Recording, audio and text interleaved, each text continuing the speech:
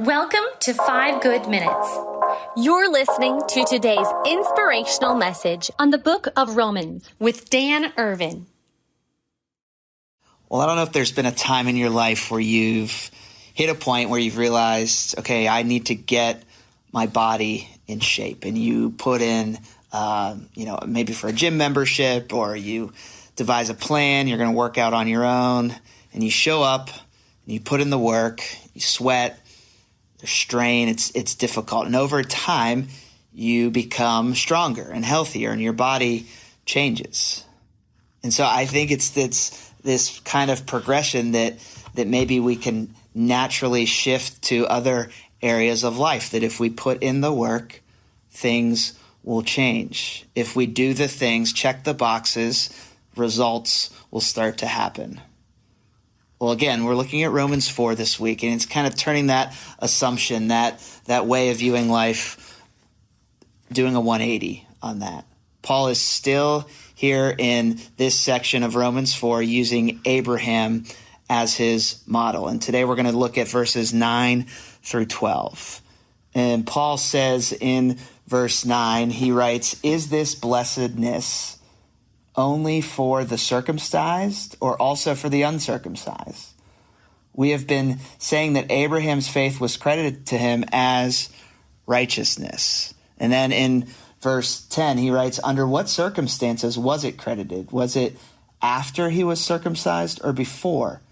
It was not after, but before." And he puts a big exclamation point after that. It was not after, but before. What's Paul saying here? He's saying that his circumcision, which the Jewish people held as a mark, as a symbol, as a sign that somebody was a part of the Jewish community.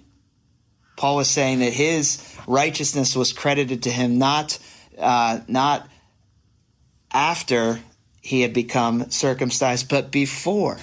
Meaning that the circumcision, this intensely spiritual act of faithfulness that the Jews held in such high regard was not the thing that put him in the righteousness category, but it was a sign, it was a seal, it was a hey, remember that this symbolizes what God has done for you. So he declares, then Paul continues to write from this point, that because Abraham was declared righteous simply because he believed in God's promise, that he received circumcision as a sign. Verses 11 and 12, Paul writes, "And he received circumcision as a sign, a seal of the righteousness that he had by faith while he was still uncircumcised. So then he is the father of all who believe, but have not been circumcised, in order that righteousness might be credited to him. And then he is also the father of the circumcised, who not only are circumcised, but also follow in the footsteps of the faith that our father Abraham had before he was circumcised." Okay, all of that. What are we talking about? Here's the order. Here's the order that Paul is going for. It's faith first. Then it can be circumcision. It can be insert the blank, whatever maybe it was baptism for you. Maybe not. Maybe it's just the way that you've lived your life. But it's first the grace, and then it's that which changes you, and you live in a way that's obedient to God. We cling as human beings to things that we can see, the outward sign, the tradition of what we do. But Paul says, no, Abraham was declared righteous long before any kind of outward symbol or sign or seal was a part of him.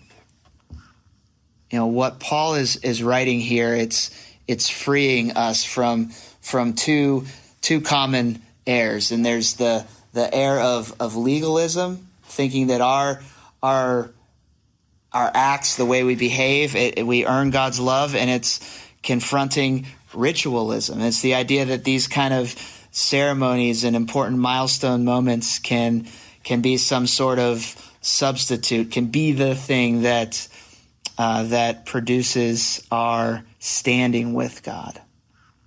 Abraham becomes the father of all who believe, not all who perform, not all who measure up, not all who come from the right cultural background, but it's for all who trust in the promise of God, the grace of Jesus Christ. Thanks for joining us here today. There's a lot of great content to explore on Orchard Hill Plus and on the Orchard Hill main feed from the weekend. Have a great day.